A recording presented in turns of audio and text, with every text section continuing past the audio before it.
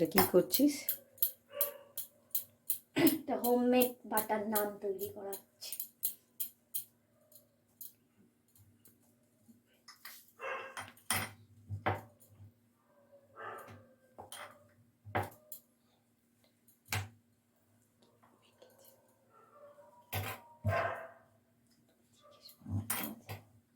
ময়দাটা কি, এটা ময়দা?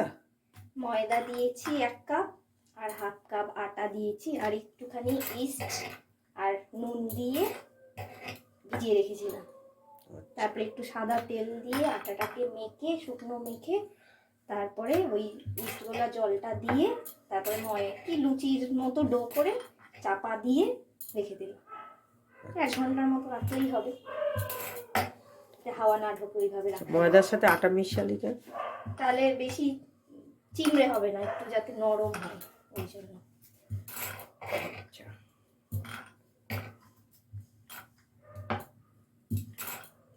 খুব মোটাও না, খুব পাতলাও না, এরকম করে বেলতে হবে।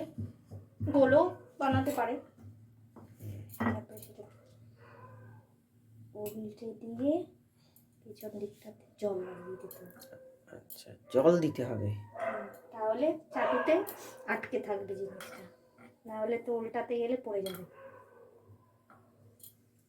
জল দেওয়ার পরে গরম চাটুতে আচ্ছা,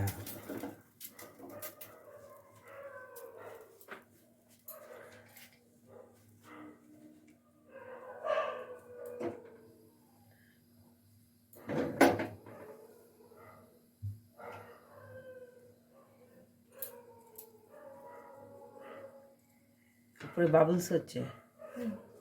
এরকম যখন বাবলস হয়ে যাবে তার মানে নিচের দিকটা হয়ে গেছে। আচ্ছা, এবার চাটুটাকে এভাবে উল্টে দিতে হবে। আচ্ছা, বাহ, ওই তো নিচে ফুলছে, ওই বাবা। এইভাবে চারধারে সেঁকে নিতে হবে।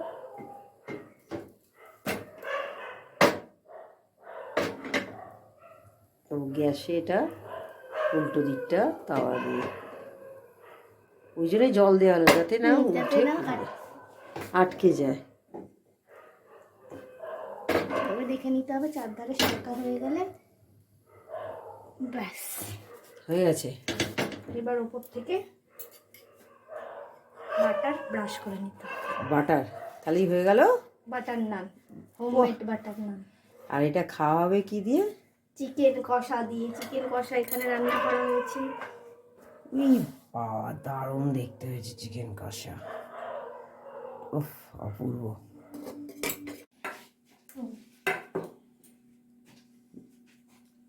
জন্মদিনে বৌমা বাটার নান আর চিকেন কষা করে দিয়েছে। খেয়ে বলো কেমন হয়েছে।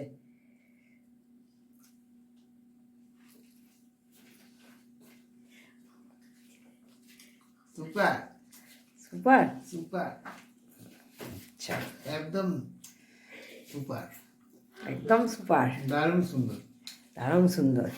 হ্যাঁ, নানুটা তো দেখলাম না, অপূর্ব।